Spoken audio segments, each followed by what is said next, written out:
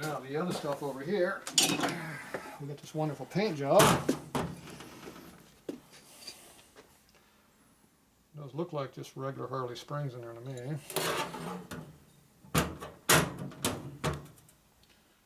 This looks like regular parts over on this side. Feel the oiliness to it? Yeah.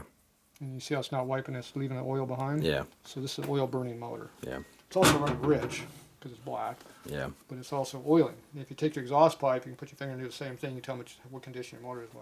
Yeah. Your finger and exhaust pipe. Because that's the exhaust pipe right there. It's the same thing. You pull it out, it's all oily. The spark plug probably, you pull it out, has the same thing on it. So you can tell what the motor is by just looking the external if you know what to look at.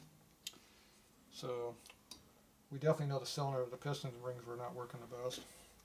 Now I don't know the condition of the valve guides and all that. Just by looking at the valve stem tips up here. See how they got pits in them? Yeah. It takes a lot of miles to put pits in an Evo valve. So that means these things have a ton of miles on them. The rock arms are probably not the best also. And so you have a lot. So everything about this motor is high mileage wear. Now being a cop bike, usually cop bikes do not go out to auction until they have at least 50,000 miles on them. They just didn't. They used them. So you can count on them having a lot of miles. So, but the seats are nice and high. This one's down a little bit, so it might have had one valve job done on it. See how this one's higher up? Yeah. It's not valve recession. Yeah, it's a little bit lower than I would think normal would be, so it's probably had one valve job done on this. But that's probably about all. So these are rebuildable, which is, they are what they are. And the exhaust port hole here, looks like the exhaust pipe was really loose in here at one time. Now the gasket's not in here, but see how it's tapered looking? Yeah. That's because the head's worn out. Yeah. That's not a gasket, that's how much material is missing off the head. So I'll get a close up of that right there. And see, it looks like there's a gasket there, and there's not. Yeah. So this head's really, the pipe's always been floating around in here, so this head's pretty worn out. So these are not the best condition of the heads. And the casting number over here will tell you what casting number it's on. It's probably an 84 number, but. And it's got the small hole here, so it's definitely not a breather head, which is 92. So this makes it 91, an earlier head. So it'll be 84 to 91. So these are the early heads. So these aren't looking very good either, if you build a good motor anyway. Now this exhaust spigot here is nice and round, a lot better condition. See, it's got a little bit of wear on the one side here, but not too bad. So this is actually pretty good. So this one's good. This one's obviously we're running more oil. See how wet it is? Yeah. Doesn't have the carbon buildup like that. See, that's an oil burn there, but not too bad. This one here is a lake. This one's gushing. It's coated with oil. Yeah. So, and see this valve here feels lower than this one. No, just looks. It's just because it's different color. Okay. So it looks like they have about the same amount of wear on them. So that might be stock. Who knows? I don't remember. This has been loose. See how real worn out this is? Yeah. It's supposed to be flat. Air cleaner obviously came loose on that one. This one here is more flatter. Once again, looks like stock valves to me. Okay, so this head here has some issues to it, but it's better condition than that one. And this exhaust stuff here has definitely got some issues with the threads. Yeah, it's seen better days. Yeah, that one's pretty bad. And my experience is these don't come out, they break off. I don't know what the hell Harley put those studs in there with, but it's like one-time application. It goes in and never comes out. So, yeah, we'll move into our cylinder department over here. And if you look at the vertical straping up and down, see it in there? Then you take your finger and go like that in there and feel how wavy it is. Put your finger and feel it. Go about halfway down. Just use your finger. Don't use your finger now.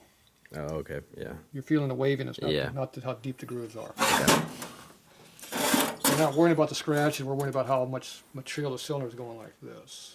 The scratches are there, but the material of the cylinder, if the cylinder still feels round, you can hone that. Yeah. The vertical grooves are not that deep. It's not going to hurt. But if you got waviness in the cylinder, that means you have to hone the cylinder bigger, 2-3 thou. Yeah.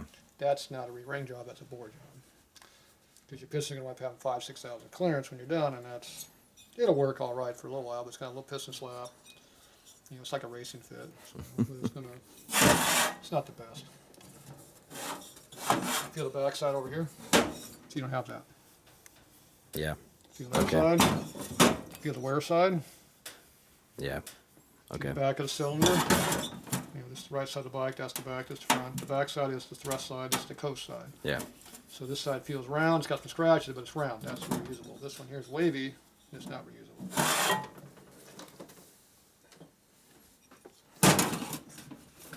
Water all over the place. You tried the fancy paint remover. It didn't work very well. This must be the one you're working on. Yeah. That's all you got for. Yeah. hours of work? Oh yeah, dude. And this was the old paint remover. Yeah. It's under pretty good. Okay, so this one you do the same thing. Ooh, this one's really bad. Feel that right there. That's broken parts went through this one. Yeah. And then this side here. This one has dirt in there, but you get the dirt out to feel the cylinder. Okay, now feel that cylinder. So the camera sees. Put the camera to see if you see any of it, but. So you see grooves, but it's smooth. Yeah. This side over here.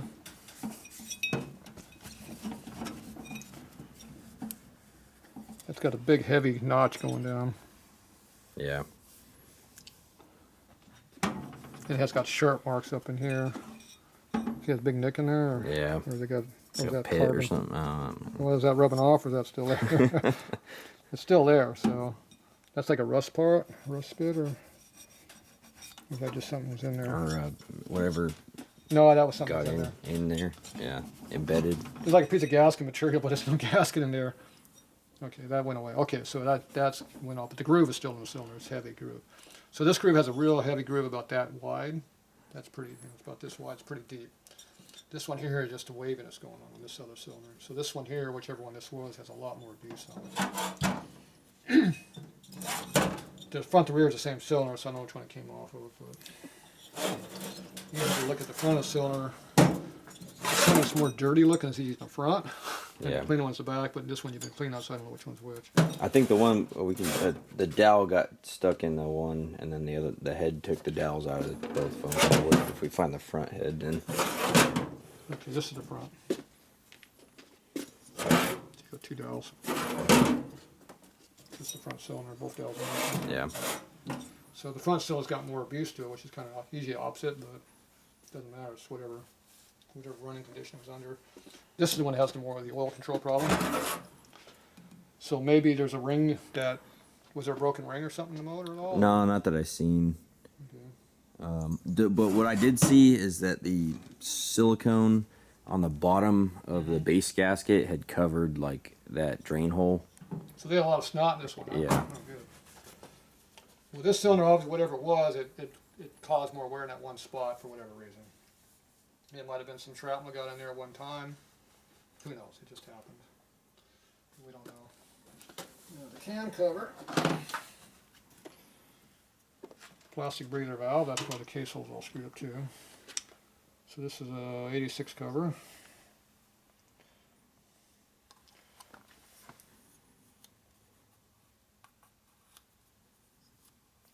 So just like the cylinder, you feel the bushing in here. Okay. If the bushing is really rough and not smooth, that means a lot of grit's been through it. And this one feels a little rough. Yeah. Not super rough, but it's not smooth. Yeah. So that means this bushing had a lot of wear on it. Or I mean, it has a lot of grit run through this motor. The lubricant material was not adequately cleaned by the oil filter. How's that? Or never changed in its life. One or the other. Be the cop like I know at some point it was changed, but maybe not since they sold it. Now this one over here, you feel this one. This one has the clean oil in it. And see, that one's smooth. Yeah. Okay. This one is lubricated by hole. Splash. Yep. So whatever's going through the motor goes in this hole. This one's lubricated by the oil pump. So it's smooth. So it's good. Now if you put the crank in there and stick it on there and rotate it, you'll see what kind of clearance you have on that bushing. So this bushing here feels okay. This one here is a little rough. It would work as long as it's not too loose, but it's definitely got some more wear on it. So if there's one thing about a Harley cam cover, the bushings are usually in the right spot, where aftermarket they're kind of all over the place. So I do like stock covers. And there's your thrust washer fill out. That's a pretty thick thrust washer. Yeah. Not more than normal. There's one of your lifter blocks. Now these I'm expecting to be some wear on these. The lifters always take the brunt of the oil because it blows out of the breather right onto the lifters. So whatever's inside the crank area, it comes through this trough here and blows right onto the lifter bodies. It just floods all that nasty shit right onto the lifters. So you can see there's wear in here, but it's not real, you don't really feel it. You can see it. See how this side's nice and clean. This is the coast side, this is the pressure side, but still it's not, they're pretty nice. Like some frosting, but yeah, it's not too bad. The roller, on the other hand, has had a lot of material run through it. yeah.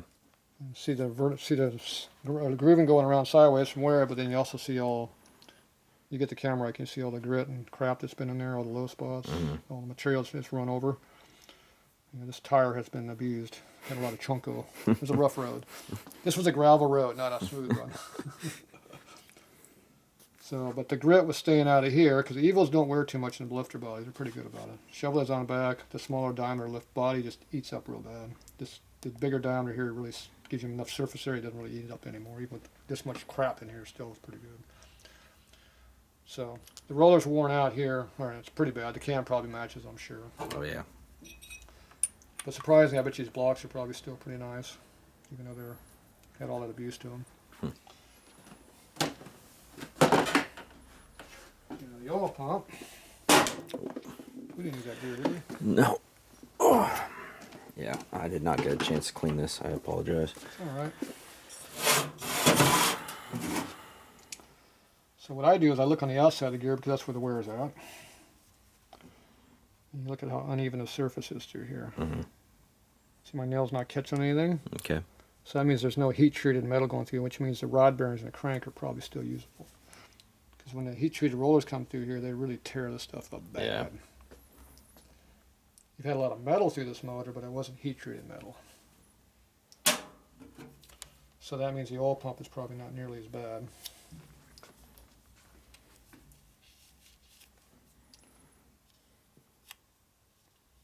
It's still relatively smooth.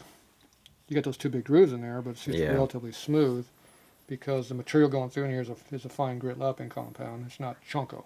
Yeah. The heat treated metal is what makes the big grooves. So you got grooves worn in there, but it's not real deep gouges. It's not good, but it's, you know, it is what it is. And sometimes you can even see the metal embedded into the teeth where it just gets squashed in there. So like right here. Yeah. So that's a piece of aluminum. You get a lot of aluminum going through your motor. Geez, I wonder where all that aluminum came from. Let me think. And I bet you when they drilled that hole out, they probably did it when the bike was together. Yeah. And all that shit went in the motor. So yeah, you definitely had some decent sized aluminum going through, but aluminum does chew itself up. Now this side of the pump here took a more abuse.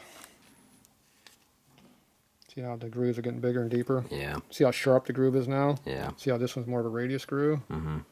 That's a big sharp. I got some serious chunko went through that one. So this pump here is going to have a lot of wear in it, but it's probably still kind of usable. Not the best, but it's definitely, you know, it's about 3/4 worn out. So Be down on oil pressure a little bit. yeah, well, you know, it's on the return side. You get a little extra volume. You're okay. Now, see the oil filter, how good it was working? See, you got a couple grooves in there, so it wasn't the best. Yeah. It let something go through. That was a big piece of crap went through. I don't see anything in the teeth, which is good. So, you know, this pump is basically, you know, not the best. See this side here, I don't see this very fine groove in there, but not too bad. Yeah. So like I said, it's about 3/4 worn out. It's still usable, but it's not going to be the best motor. You know, if you're doing a motor that you're not putting all the best components into it, a bunch of used stuff, just trying to get something together for another year or two, this is the kind of crap you use. But if you're putting the money into the motor to do it right, you don't use this kind of crap. So far I haven't really seen too much I like yet. The cam cover is probably decent. Could put bushing in the cam side, maybe. Yeah, it's about the only good part. The lifter blocks are probably good. Here's that space you said might have been wrong. Yeah, it's definitely like splayed out. See how like, polished it is? yeah, loose. That tells you it was loose in there, yeah. I think it had to be shaken a lot. And that's what beats these main bearings out. Mm. Because it's just hammering on these cases big time. Okay, that's it for now.